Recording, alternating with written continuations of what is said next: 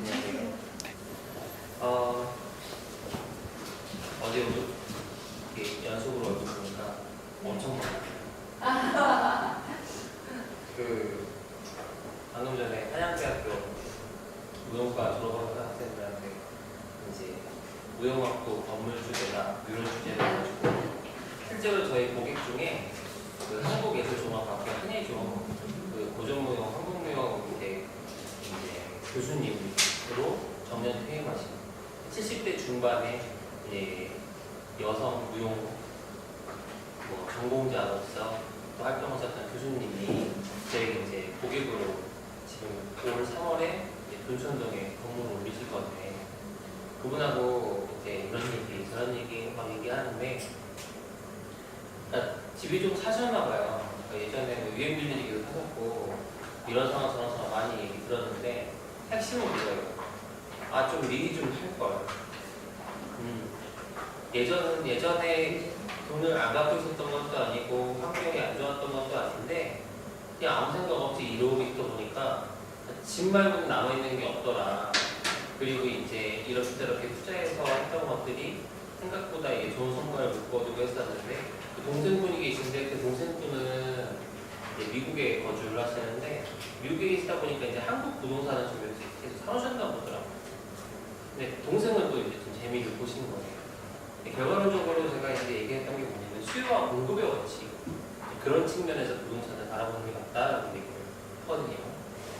어저께 수업 시간에 말씀드렸다시피 부동산 개발 사업이라는 큰 틀 안에 이제 건축 사업 관리라는 게 있고 그 건축 사업을 하는 이유는 기존에 있는 부동산의 가치를 더하고 이제 땅값도 올리고 또 사람 유동이 계속 더들여서 결론적으로 또 땅값을 올리는 그런 부분을 목적으로 하는 거거든요. 근데 어찌됐건 그 땅에 생산자의 프리미엄을 가져다 줄 수 있는 게 예를 들면 땅이 10억짜리인데 10억을 투자해서 건물을 지으면 20억짜리가 되는 게 아니라 20억 이상의 가치를 충분히 가져올 수 있기 때문에 움직이는 건데 여기서 이제 재밌는 게 건축 사업이 더해지면 그 건축 사업을 통한 미래 가치를 보고 땅값까지 빌려주는 제도가 있습니다. 그게 바로 프로젝트 파이낸싱입니다. 우리가 사업 계획을 세우는 데 있어서 가장 중요한 건 뭐냐면 제가 이것저것 이게 뒤에 어떤 땅이어야 돼요, 이런 게 있어야 돼요, 없어야 돼요 이렇게 얘기를 하는데 봅시다. 오늘 되게 중요한 얘기예요.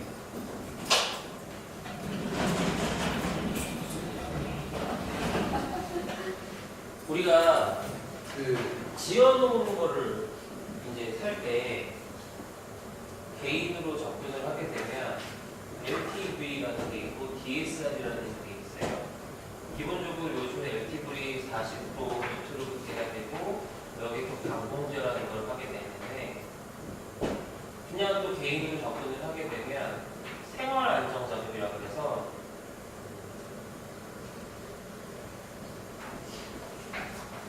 내 거 아파트가 한 20억 수만 원인데도 대출 1억밖에 안 되줘요.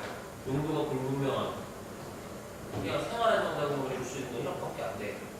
그러면 예를 들어서 내가 이만저만 해가지고 이렇게 할 거에 해도 만약에 20억짜리면 20억짜리 평가를 받았다고 가정을 하면 예를 들어서 감정금액 90%라고 해서 한 18억이다. 그럼 18억의 40%에 방 하나 빼야지 이제 대출을 내는 거예요. 원하시는 만큼 금액이 안 나오게 되는 경우도 있죠. 그리고 DSR은 이제 총 내가 부채를 갖고 있는 그런 기준을 해서 또 보기 이렇게 하는데 사업자가 분양을 목적으로 사업을 할 거예요. 그러면은 토지에 대한 비용, 그 다음에 건축에 대한 비용, 이자 내고 하는 금융 비용의 기타 사업비, 이거에 몇 프로부터 시작을 할 수 있을까요? 우리가 자기자본 비율이라고 얘기를 하거든요.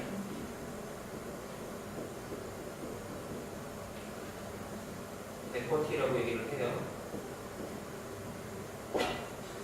이게 몇 프로부터 시작이 가능할까요? 내가 예를 들어서 이거 다 해봤더니 30억쯤 나와요. 땅값이 한 15억쯤 하고 건축비 10억쯤 하고 기타 이거 다 해보니까 한 5억쯤에서 총 생산 원가 들어가는 게 30억이에요. 그러면 얼마가 있으면 시작할 수 있겠어요, 이 사업? 얼마면 시작할 수 있을까요? 15. 얼마? 우리 이름표를 앞에 넣을게. 얼마? 10억? 얼마? 그 본인의 의견을 얘기를 하시면 돼요. 정답은 없어요. 얼마예요? 6억? 자, 우리가 흔히 얘기하는 P2P라고 들어보셨죠? 이 P2P가 이제 그 기존의 사채 시장을 디지털화한 거라고 저도 봐요. 원래 P2P가 하는 게 주로 PF라고 얘기를 합니다. 어저께 중국반에서 수업할 때 나온 건데 프로젝트 파이낸싱이에요. 그럼 이 P2P를 접근을 했었을 때 저희가 회사에 이제 P2P가 있어요. 자, 우리 김지영 감독님이 이런 사업 계획을 세워갖고 왔어요. 그러면은 얼마 있으세요? 라고 했었을 때 최소 3억만 있으면 돼요. 그러면 이 사업 계획서를 잘 써갖고 오시면 그리고 그 계약한 계약서만 이렇게 딱 해서 갖고 오시면 토지비부터 지원을 해줘요. 토지의 중도비부터. 그래서 30억짜리 사업을 3억으로 시작할 수 있어요. 그럼 거꾸로 50억짜리 사업은 5억, 100억짜리 사업은 10억이면 출발이 가능하다. 물론 미니멈이긴 하죠. 여기보다 조금 더 필요하긴 해요. 그런데 이게 왜 적용이 가능한 거냐면 얘는 이자율이 18%, 20%막 이래요. 근데 이전에 이 P2P가 나오기 전에 3부, 4부짜리 썼어요. 누가요? 빌라 하는 사람들. 실질적으로 이렇게 갖고 30억, 3억 갖고 30억짜리 갖고 들어가면요 사업 끝나고 한 2, 3억쯤 벌어요. 분양을 다 하게 된다고 가정을 합니다. 그러면 이걸 할 때 가장 큰 판단 기준이 뭐가 있을까요? 사업성에. 저 어저께 얘기했는데 이런 부동산 사업을 할 때 가장 중요한 거 뭐예요? 땅의 입지. 여러분이 이 땅만 좋은 땅을 눈으로 딱 눈여겨봐서 땅이 15억이에요. 그러면 부동산 가서 물어보면 대출 얼마나 나와요? 아, 뭐 50%? 7억, 8억 나오겠죠. 그럼 내 돈에 7, 8억이 있어야 될 수 있구나. 그게 아니라는 거죠. 어디서? 이 개발 사업에서. 아니 30억짜리 갖고 40% 이하의 일주거저처럼 해가지고 대출비 이거밖에 안 나오고 이것저것 많이 얘기하는데 이거 제도 거를 사는 거잖아. 근데 P2P 시장을 이용하게 되면 3억부터 막 내가 이거를 처리해볼 수 있는 거예요. 그러면 이게 전제 조건이 있겠죠. 어떤 게 있어요? 건축 인허가가 나와 있어요. 건축 인허가가 나와 있어야 되는 게 무슨 얘기냐면 건축이 가능한지 안 가능한지는 알아야 빌려줄 거 아니에요. 이건 결국 뭐예요? 쉽게 이해하세요. 이거 90%나 이렇게 빌려주는 이렇게 좋은 데가 있어요가 아니에요. 이 사람들은 돈을 벌어야겠는데 여러분이 쉽게 얘기하면 여러분의 시간과 노력과 3억이라는 돈을 갖고 들어오면 3억을 보증금으로 내가 일을 시키는 거예요. 그래서 내가 갖고 있는 90%가 내 돈이에요? 아니에요. 투자자 돈이잖아요. 그럼 중간에서 은행이랑 똑같은 거죠. 돈을 이 사람한테 빌려서 이 사람한테 연결을 해주는 거지만 궁극에는 그렇죠. 이 투자자의 사업 대행을 하는 거고 여러분들은 영업사원처럼 뛰는 거란 말이에요. 그래서 영업사원처럼 뛰어서 좋은 물건 갖고 오면 쉽게 얘기해서 내 수고와 노력이 벌어지니까 90%를 투자를 해서 그렇죠. 그 결과를 나오게 하는 건데 거기에 대한 대가는 여러분이 하는 만큼에 따라서 여러분들이 노력하는 것만 따라서 해나갈 수 있는 거죠. 이게 재밌는 거예요. 실제로 돈을 번다고 하는 거는 무조건 수익률의 기준에서 놓고 봤었을 때 자기 자본 비율을 줄이는 겁니다. 그럼 자기 자본을 줄인다는 거, 자기 자본 비율을 줄인다는 건 크게 두 가지로 나뉘어요. 대출을 얼마나 받을 수 있는가. 뒤집어서 이야기하면 대출이 나온다. 그 얘기는 이 상품에 대해서 감정평가사, 이 은행에 있는 담당자, 여러 사람들이 이 정도는 사업성이 있겠다라고 승인을 한 거예요. 그럼 여러분이 건축 사업하는 사람한테 사기만 안 당하면 이 사업은 가는 거예요. 그럼 여러분이 예를 들어서 한 10억쯤 있다고 칩시다. 그러면 이런 사이트 두 개를 열어서 1년 동안 잘 관리를 하면 그 10억 갖고 한 3, 4억쯤은 무리 없이 갈 수 있는 거예요. 근데 수익률이 얼마예요? 말도 안 되죠. 이런 비즈니스가 없는 거예요. 생각해보면 말 들어보니까 그럴 수 있겠네. 근데 그게 쉬워요? 안 쉽겠죠. 어디가 안 쉬워요? 건축 사업 관리하는 것만 안 쉬워요. 땅 사는 게 어려워요? 땅이야 사면 되는 거지. 괜찮은 입지에 있는 거 나와서 어떻게든 사면 되는 거지. 물론 그 땅을 찾는 것도 어렵고 소개받는 것도 어렵고 하긴 하지만 어찌됐건 사는 과정에서는 계약서만 쓰면 되는 거잖아요. 다른 게 있는 게 아니잖아요. 계약서 쓸 때 특별하게 이슈가 그렇게 많진 않잖아요. 근데 건축 사업은 뭐가 많아요? 이 변동성도 많고 사람 잘못 만나면 당할 수도 있고 이 멀쩡한 땅에 건물을 집을 이상하게 지어놓으면 임대가 안 나갈 수도 있고 그런 게 있기는 한데 그럼에도 불구하고 빌라는 빤한 건축비도 빤하고 일을 해서 들어가는 공기도 빤해요. 그러니까 90%까지 쏴주는 거예요. 그러면 10억 갖고 뭐 할까 했을 때 한 100건대 집어넣고 나머지 여유 정도 조금 갖고 있고 사이트 2개 정도 옆에서 빌라 올리자 해보면 또 한 가지 빌라는 왜 쉽냐면 여러분들이 알아요. 어떻게 알아요? 빌라 시장을 알아요. 내 주변에 빌라 사는 사람들이 있고 나도 살아봤고 혹은 나도 경험해봤고 세도 좀 봤고 자 빌라를 요즘에 분양이 되겠어요? 그럼 뒤집어서 얘기해볼게요. 2억짜리 만약에 전세 주면 얼마나 받겠어요? 2억짜리 전세 받으면 자 1억 한 6천, 7천은 받을 수 있을 거예요. 80%까지 받으면 1억 5천도 받겠죠. 근데 2억 이하는 뭐가 나와요? 전세 대출이 나와요. 금리 2%. 그러니까 궁극에서 말씀드리는 건 뭐예요? 이게 분양이 안 돼도 전세로만 해도 건축비는 빠지더라. 제가 오전에 상담한 분은요, 논현동에 빌라를 지으세요. 그 논현동에 빌라를 짓는데 평당 한 650에서 700 정도에 지으시고 싶대요. 왜 그러냐 여쭤보니까 20년 전에 빌라를 지어서 20년 동안 분양을 하려고 임대료만 갖고 있었던 거예요. 나쁘지 않았던 거예요, 수익률이. 근데 그때는 뭐에 묶여 있어가지고 용적률을 다 못 찾아 먹었어요. 100평 정도를. 근데 이번에 다시 설계해보니까 그러니까 쉽게 얘기해서 원룸 기준으로 한 120에서 150 정도 받을 수 있는 1.5년 정도 된다니까 봐요. 뽑고 이것저것 계산해보니까 월 3천에서 3천 정도 꾸준하게 나오겠다고요. 그럼 뒤집어서 이야기해서 30억에서 35억 정도는 충분히 건축비로 써도 한 달에 1,000여만 원밖에 안 되니까 안정적으로 할 수 있는 거예요. 근데 그분은 심지어 땅을 갖고 있잖아요. 훨씬 쉽죠. 그래서 땅을 갖고 있는 사람들은 윗대용을 접근을 하는 거고 내가 돈이 조금 재정적으로 여유가 있어. 갖고 있으면 이건 반드시 땅값이 올라 하는 거는 뭐예요? 임대용으로 가는 거예요. 근데 이거는 내가 단타로 치고 빠져야 돼. 왜? 내가 그 정도의 자기 자본 비율이 부족해. 내가 자본금이 좀 부족해. 그럼 어떻게 해요? 이런 식으로 몇 번 돌려가지고 최소 시드원이 10억만 만들어야 돼요. 10억짜리 사업을 하려면 1억만 있으면 되냐? 그건 좀 아니에요.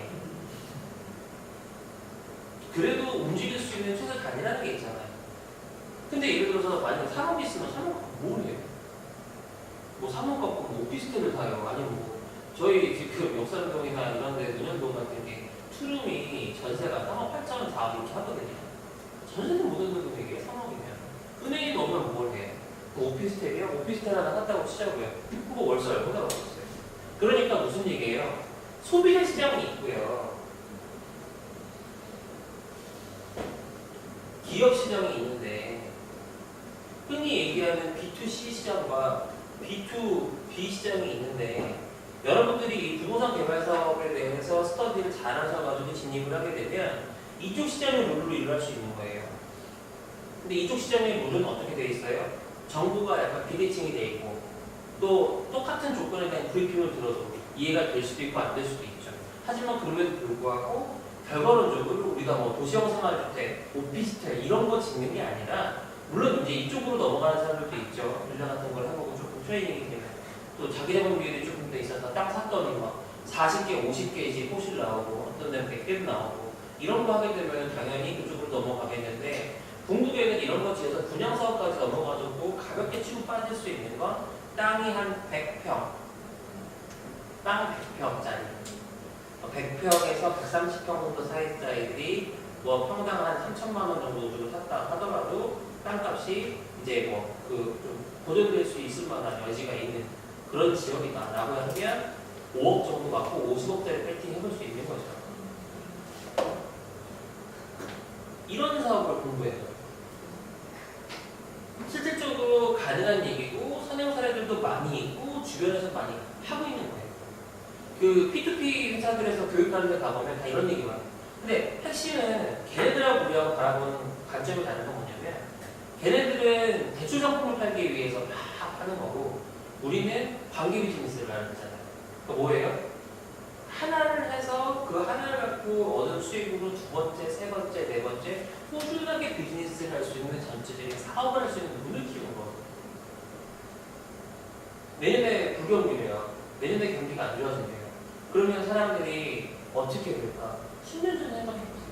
여기 국가부도의 날 영화 보신 분 유아인 나오고 막 그거 아니 보시죠? 네, 꼭 보세요. 제가 그저께 아침 8시 반에 코엑스 메가박스에서 그거를 보고 출근을 했어요. 그리고 정말 손을 쳤어요. 거기에서 유아인이 그 금융사에 근무하는 되게 엘리트가 나라가 이제 부도가 날 걸 예측을 했어. 그래서 금융사를 때려치고 나가지고 나라가 망하는데 올인을 한 거예요. 그래서 달러 가치의 원 환율이 떨어질 거가 이제 그 올라갈 거고 이렇게 예상을 하고 그 투자자들이 이렇게 앉혀놓은 브리핑을 해. 자, 제 말 듣고 저한테 투자를 하시면 제가 여러분 확실한 길을 안내해 드리겠습니다. 다 가. 어떻게 국가 부도가 나 말도 안 돼. 그런데 IMF가 안 되면 당신 얘기하는 얘기 이루어질 수가 없어. 근데 그때가 어떤 때였냐면 우리나라 OECD 가입했다고 막 했던 때예요. 부동산만 거래.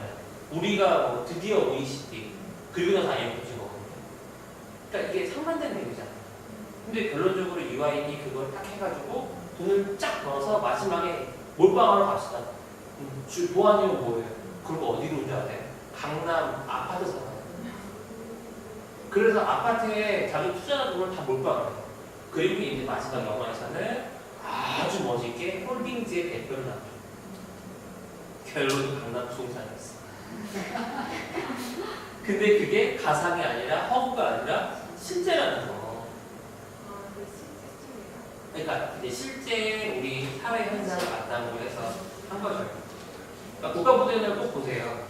거기 보면은 왜 나오냐면 통화정책, 금융정책에 따라서 나라가 얼마나 혼란해질 수 있고 거기 안에서 서민들이 얼마나 계피를 볼 수밖에 없는 구조이고 또 가장 중요한 건 뭐냐면 그럼에도 불구하고 이제 여러분들이 깨우쳐야 되는 건 결국 그 부의 흐름이 어떤 방식으로 이루어지느냐예요. 왜 부자가 부자의 아들을 낳고 부자의 아들이 또 그 손자를 낳고 할 수밖에 없는 구조냐면 자, 강남 대로변에 있는 건물들이 양도가 되는 사례가 거의 없다는 걸 생각해 보시면 돼요. 우리 신사역 사거리에 그때 쫙 있는 그 강남 대로변에 큰 건물들 있잖아요. 양도가 없어요. 다 상속 중이죠. 이게 되게 재밌는 게요. 경기가 어려워지고 나라가 어려워지면 뭐가 올라가요? 물가가 올라가요.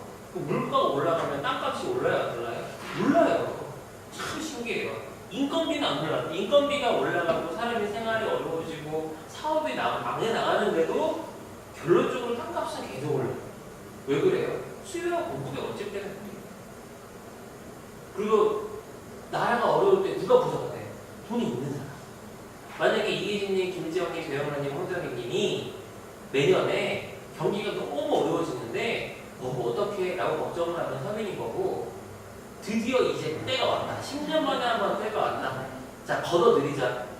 총알 준비. 그러면 이제 현금 막 준비했다가 내년 상반기부터 후두두둑 떨어져 나오는 거 걷어들이자. 그리고 나머지 10년은 또 가는 거예요. 그러니까 전복의 패러다임이 있어요, 항상. 시장 상황에서. 중요한 거는 경기가 어려워질 거기 때문에 아파트 살던 사람들이 빌라로 오고, 3룸 살던 사람들이 2룸으로 오고, 그나마 원룸 살던 사람들이 보증금을 빼서 공유도 들어가고, 쉐어하우스도 들어가고, 이런 부분들이 발전을 할 거예요. 그래서 쉐어하우스가 되게 각광을 받을 거다라고 보는 거예요. 없는 사람들이 그만큼 많아지니까. 보증금조차도 내기가 어려운 사람들이 많아지니까. 또 한 가지 핫한 아이템만 떠오를 게 뭐가 있냐? 노인 쉐어하우스.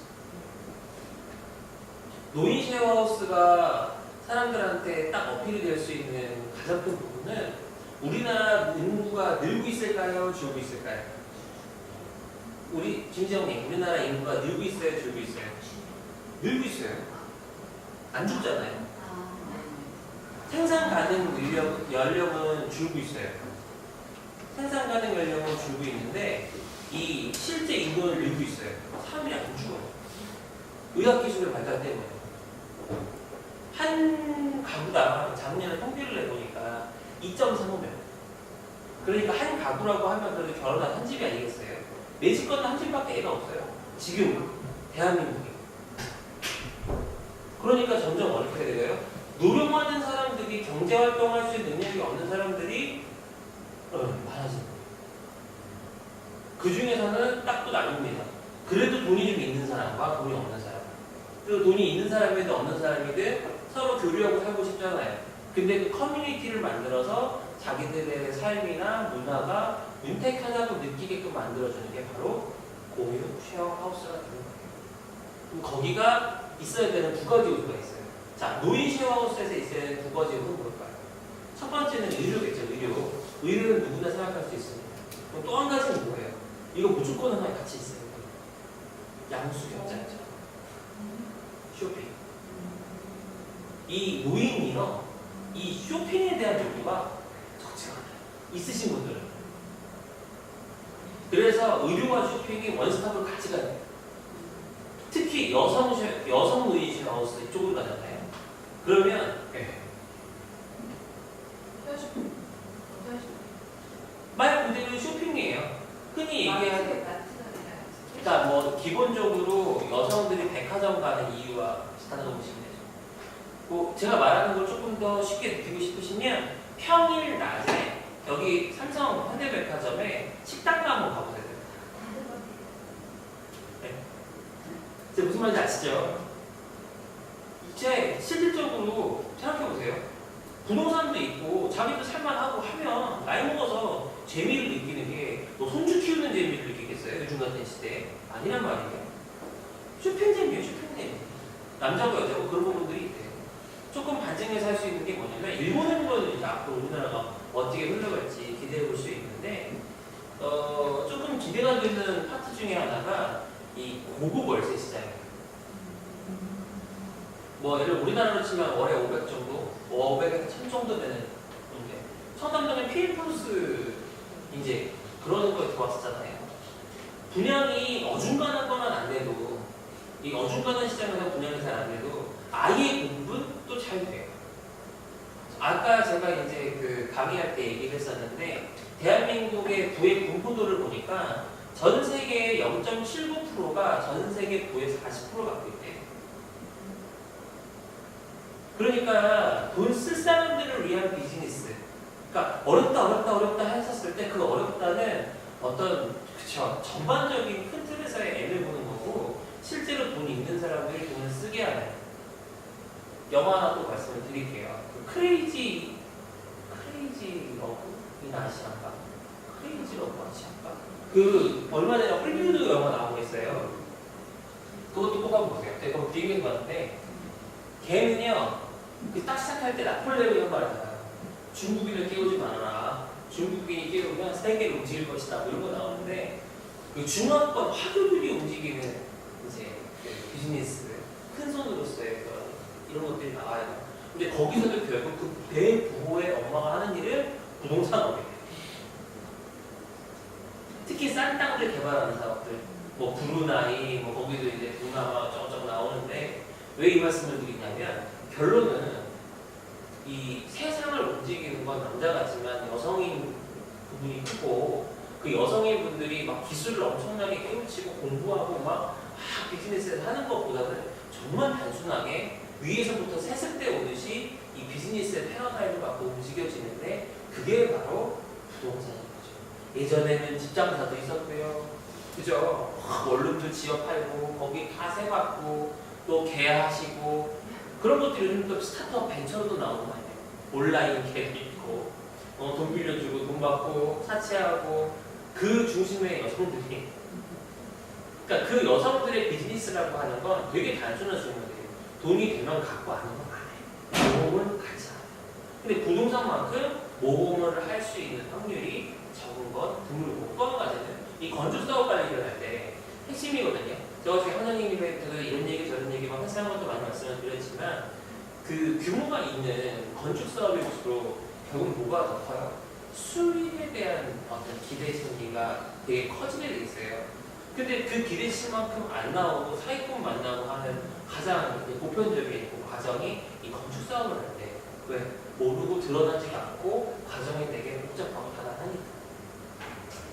이 기준만 생각을 하시더라도 이 상업용 부동산 시장이 아주 마이크로한 부분인데, 이게 조금 더 사이즈가 커서, 저는 지금 제가 같이 어떤 분하고 기획하고 있는 것 중에 하나가 강남역 한복판에 고급 쉐어하우스 하나 만들어 보려고 하거든요. 이제 기업, 이제 스타트업들을 위해서, 그러니까 코 리빙, 그 다음에 코 워킹, 그 다음에 코 런. 그래서 그 안에 아예 이제 벤처 투자자들까지 같이 들어와서, 사실 돈을 빌려주는 사람은요, 이 사람이 나한테 돈을 갚을까? 갚을 수 있을까를 보는 거잖아요. 기업에 투자를 해주는 사람은요, 이 기업이 과연 이 돈을 빌려가서 상장이가 되든 뭐가 되든 해서 할 수 있을까 했는데, 돈 내는 사람 입장에서는요, 살기도 하고 일도 하고 하는 걸 한 곳에서 들릴 수 있으면 너무 좋지 않겠어요? 그리고 예를 들어서 뭐 창업 교육센터, 뭐 스타트업 센터 이런 데 되게 입지들이 후지잖아요. 그게 아니라 진짜 기업하고 싶은데 그럴싸하게 만들어주고, 그리고 거기에서 우량 스타트업들 들어와서 결국 그것도 돈 넣고 기다렸다가 시세 차익 보는 게임이잖아요. 근데 그런 것들을 이제 그런 문화들을 이끌어가는 이제 고급 쉐어하우스, 그다음에 기업형 쉐어하우스, 그런 것들이 조금 있으면 나올 것 같은데, 저희도 같이 준비를 하고 있습니다. 네? 아, P2P. P2P는요, P2P, 그러니까 개인과 개인을 연결해 주는 거예요. 그러니까 쉽게 얘기해서 우리 황정희님이 저한테 여유자금이 나는 돈이 있어요. 예를 들면 여유자금이 1000만 원이 있어요. 그러면 아까 같이 30억짜리 이렇게 프로젝트를 할 때 이제 한 도당 300만 원 같은 1000만 원인가? 그만큼을 이제 투자를 받아서 그 30억 만들면 3천만 원짜리 100명이 있으면 되는 거 아니에요? 그러면 그 100명을 투자를 받아서 이제 수익을 나눠드리고 이익을 빌려주고 중간에 좀 관리하고 이런 역할을 하는 거예요. 그래서 예를 들면 실질적으로 사이트에 매력만 있잖아요. 그러면 땅만 사도 거기에 대한 건축비를 빌려주겠다는 사람은 많아요. 왜? 뛰면, 그러니까 쉽게 해서 이 일이 상관이 안 되면 그 건물이 자기 거잖아요. 그렇게 되는 거잖아요. 그럼 조금 더 쉬운 얘기로, 요즘에 사모펀드에 대한 거 많이 사람들이 이야기 하거든요. 사모펀드는 결국 그런 거예요. 그 운영사에서 땅값이 200억이고 건물 올리는데 200억이고 400억이에요. 그러면 우리는 에쿼티로 한 120억 정도를 이제 동금사에서 확보를 하고, 나머지 필요한 돈을 개인한테 여는 거예요. 그래서 한 1억씩, 뭐 한 2억씩, 혹은 10억씩, 혹은 20억씩, 혹은 50억씩 받는 거죠. 그렇게 해서 이게 이제 리츠로 보통 연결도 되는데, 가장 재밌는 건 리츠는 양도세가 없어요. 그래서 나중에 시세 차익에 대한 매각을 받으면서도 세금을 최대로 내봐야 20% 이내로 내는 그런 상품들도 있습니다. 그러니까 제가 말씀드리고 싶은 건 뭐냐면, 그렇기 때문에 여러분이 땅만 잘 찾아오면 돼요. 땅만. 상품성 있는 땅만 잘 찾아오면 그 여러분들을 대비시켜 줄 수 있는, 그렇죠, 이 금융권의 지원들은 많이 있다. 여러분이 생각하는 것 그 이상이다. 그 비싼 금리를 어떻게 써요? 근데 제가 얘기하는 건 그 비싼 금리를 내고도 수익을 그렇게를 남기는 선행사들이 수두룩 빽빽이 있기 때문에 해볼만 하다라는 말씀을 드리는 거예요. 자, 그래서 도시명 주택부지에는 지주 유형이 있고 투자자 유형이 있어요. 지주 유형은 내가 이미 땅을 갖고 있는 사람인 거고요. 투자자 유형은 내가 땅을 찾아서 이제 이거 땅을 매입을 하면서 시작을 하는 그런 과정이라고 보시면 돼요. 자, 첫 번째 땅을 볼 때 이 세 가지를 보십시오. 보기민. 따라해 보겠습니다. 보기민. 사람 이름 같죠. 첫 번째가 도로 여건, 두 번째가 기반 시설, 세 번째가 민원 발생 여지를 봅니다. 자, 우리 김지영님이 한옥으로 30억짜리 할 수 있다고? 그걸 보고 알았어. 내 땅을 찾으러 가야겠어. 내가 딱 보니까 인터넷으로 두드려보고 이거 괜찮은 것 같아. 그 현장 딱 갔어요. 현장 갔는데 눈을 보니까 좋은 건지 나쁜 건지 어떻게 분별해? 이 세 가지를 일단 보는 거예요. 자, 도로, 접도의 현황. 도로가 얼마나짜리의 도로가 있느냐? 이게 현황 도로냐? 아니면 공구상의 도로냐? 면적이 폭이 얼마나 되느냐? 이런 거에 따라서 건축을 할 수 있다 없다 같은 부분이 되기 때문에 그래요. 기반 시설 뭐예요? 이 기반 시설이라고 하는 건 뭐 전기, 통신, 가스 이런 것들, 도시가스 이런 것들 들어오느냐? 예를 들어서 싼 땅을 찾아가지고 뭐 잘 지어가지고 수익을 내는 건 누구나 원업이 바라는 거예요. 근데 그럼에도 불구하고 싼 땅일 경우에 이런 기반 시설이 안 좋은 경우가 많이 있어요. 또 한 가지는 뭐냐면 민원 발생량이지. 이거 공사할 때 다닥다닥 붙어 있어가지고 민원 날 수 있는 것도 있지만 뭐가 있냐? 난 빌라를 짓고 싶은데 앞에 모텔이 있네. 되겠어요? 난 빌라를 짓고 싶은데 옆에 노래방이 있는, 유흥이 있는 그런 부분들을 충분히 봐야 된다 이 말이에요. 그래서 도겸이 보는 거예요. 자, 그러면 괜찮다, 이거 해보자 라고 마음 먹었을 때 그 다음에는 여러분들이 얼마나 지을 수 있는지를 봅니다. 이거는 뭐예요? 토주체. 따라해봅니다. 시작. 토주체. 토주체는 토지 이용 계획을 확인하고 주차장을 확인하고 최고 높이를 확인하는 건데 여기서는 제가 우리 좀 꿀팁을 좀 알려드릴게요. 자, 랜드북이라는 사이트가 있습니다.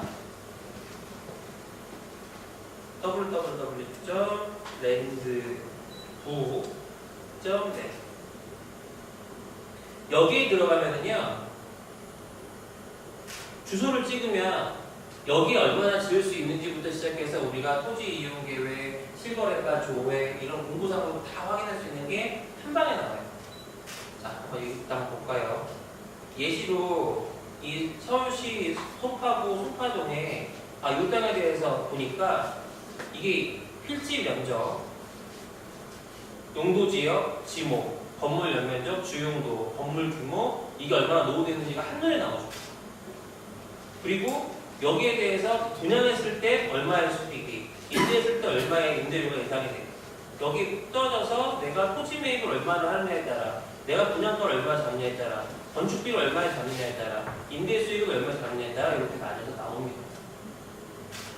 그래서 궁극에는 뭐를 말씀을 드리고 싶은 거예요? 이런 식으로 개발의 추정 수익도 사이트에서 한 번에 확인할 수가 있다.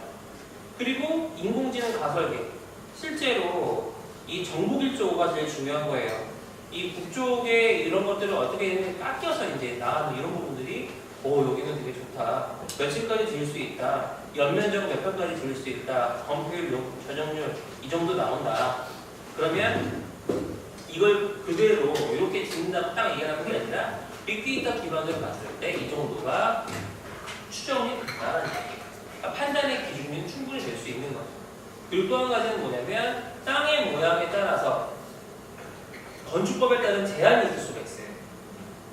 근데 이런 것도 딱 보니까 검토율과 최소 이러면 괜찮다라는 걸 확인할 수 있는 거예요. 서울시 땅들은 지금 다 나와.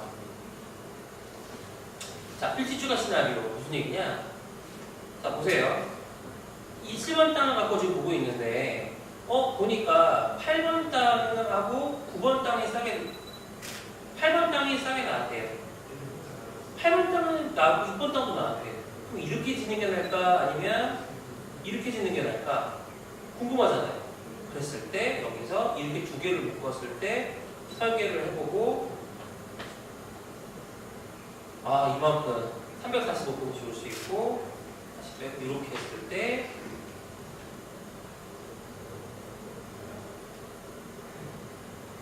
(290평) 지을 수 있고 이렇게 바로바로 확인할 수 있는 거예요. 이거는 중국부 하는 사람도 잘 몰라요. 왜? 안 알려줬어요. 지난 4기 때 사기들한테는 얘기했죠. 신박해요. 그럼 뭐예요? 부동산 가서 물어볼 필요가 없네. 몇 평이나 지을 수 있어요? 건축사한테 전해서 가설계 좀 물어볼 필요가 없어요. 왜? 바로바로 나오잖아요. 요즘 이런 시대. 그래서 여기 나오고 여기 보면 또 이제 재밌는 걸 하나 봅시다. 그러면 실제로 이렇게 했었을 때 이 주변의 매매 사례들을 봐야겠죠. 2018년부터 쫙 9월달, 8월달, 7월달에 된 거 보니까 평당 공시지가보다 2배 이상씩 해서 이렇게 실거래가가 신고가 됐다. 아, 그러니까 평균 28.75 원을 이 정도를 받았다. 여기에 저는 20% 정도를 더 붙이라고 얘기합니다. 실제로 이 정도 가격이 형성이 됐다. 그러니까 시세라고 하는 건 뭐예요? 실제로 거래된 가격을 근거로 해서 하는 게 시세예요. 그럼 호가는 뭐예요? 도는 가격. 그러니까 그 사람이 불렀을 때 깎고 싶잖아요. 그러면 리즈너블한 기준이 있어야 될 거 아니에요. 근거. 이 근거가 주변의 실거래가 조회로 등록할 수 있는 거예요. 그리고 이제 주변의 신축 개발 현황들을 봅니다. 이걸 기준으로 해서 이 500m 안에 이렇게 150m 안에 이렇게 보니까 이렇게 하고 있는 데가 2018년 2월에 한 개 하나 있네. 공동주택. 그리고 여기는 신축 개발이 아주 적은 지역이구나. 150m 이내를 보니까 이런 것들을 볼 수 있는 거예요. 신축 개발지 적다는 얘기는 그만큼 공사를 덜 하고 있다는 얘기일 수도 있고 개발이 이미 되어 있다는 얘기일 수도 있어요. 근데 그럼에도 불구하고 신축 개발이 지금 많은 지역입니다. 그럼 무슨 얘기예요? 야, 많이 새로 짓고 있기 때문에 여기 들어가가지고 나도 지어서 분양을 내놓으면 평타는 치고 나오겠구나. 그런 거예요.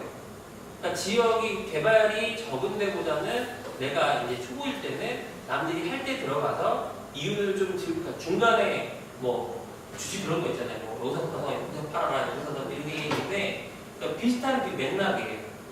그러니까 개발이 이루어지고 있는 지역에 들어가서 그 구역을 헐고 신축을 해서 분양을 하게 되면 그래도 리즈너블하다 보시면 되고 공시지가는 어찌됐건 서울 평균 기준 대비해서 지금 이 필지가 더 높고 이 동평균 중에서도 높다라는 얘기는 그만큼 땅의 값어치가 있는 땅이다. 자, 여러분들이 사업성을 검토할 때 아까 얘기했던 이런 분야 이 토지 이용 계획이랑 이런 것들을 보면서 해야 되지만 이런 것들을 보고 뭔 말인지 모르겠다라고 느껴지면 아까 얘기했던 랜드북 사이트에 들어가서 한번 보시면 이제 좀 손쉽게 좀 이해가 될 것이다 이 말입니다. 이해되세요? 자, 그럼 이제 사업 수지 분석 생각을 해봅시다. 이제 사업 수지 분석은 뭐냐면 내가 얼마를 투자를 해서 얼마를 벌 거냐 이 말이에요. 그러면 제가 아까 잠깐까지 랜드북에 가서 보니까 사업 수지 분석의 아주 기본 제일 최소 단위의 어떤 흐름들이 나오죠. 보세요. 토지 매입에 들어가는 비용, 건축에 들어가는 비용, 이 두 가지를 근거로 내가 만약에 분양을 얼마에 했을 때 내 수익이 얼마나 나올까? 토지 매입을 28.75 원에 하고 건축 비용을 평당 540회에서 분양을 평당 310회 하면 5.4 원의 순이익이 예상이 된다. 이거를 내가 월 임대료를 한 1,300만 원 정도를 받는다고 가정을 하면 수익률은 4%에서 월 임대 수익은 평당 8.9만 원 갚았을 때 4%의 수익률이 나옵니다. 이런 단순한 계산 정도만 일단 하시면 돼요. 조금 더 이제 시간이 지나면 여러분들이 제대로 된 수지 분석 테이블을 갖고 노트 빼고 보는 것들 공부를 하겠지만 지금 단계에서는 우리는 이 정도만 알면 된다 라는 거죠. 그래서 괜찮은 땅이 있으면 이 랜드북 들어가서 접속해보고 주변에 부동산 대본에 들어서 보면 흐름이 나온다 인 거고요. 자, 그러면 이제 실습 사례에 대해서 한번 연구를 해봅시다. 자, 모든 기준은 발주자가 제시해야 합니다. 모든 실행의 계획은 건축주가 주도적으로 세우고 성과 관리를 잘해야 하죠. 서울 강남에 지금 여성동에서 공사하고 있는 거 한번 볼까요?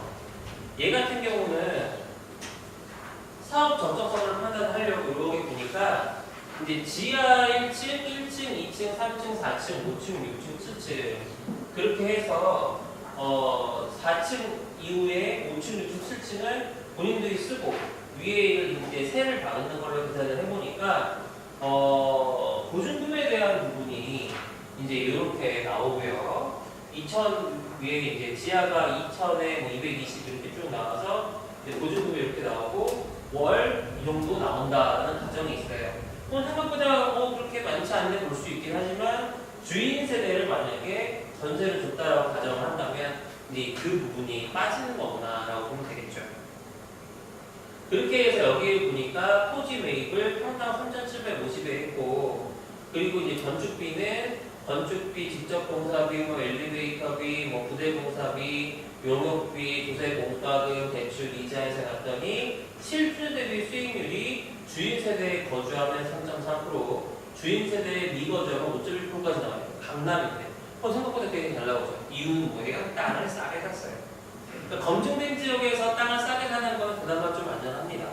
근데 전체적으로 싼 땅 지역에서 뭔가 한다는 건 조금 더 면밀한 검토가 필요한 거죠.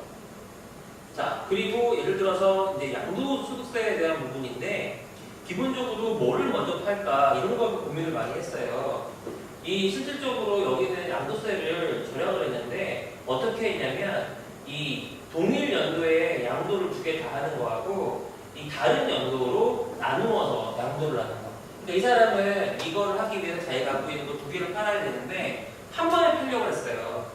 근데 그렇게 팔면은 많이 나오잖아요. 차익이 많이, 가액이 많이 올라가니까. 그래서 어떻게 했냐면 나눠 팔게 했어요. 시점. 그렇게 해서 세금을 뭐 1,000여만 원 이상 절약을 했다. 이런 부분이 있고요. 네. 지금 25분인데 네. 쉬었다 갈게요. 한 5분만. 네, 끝나.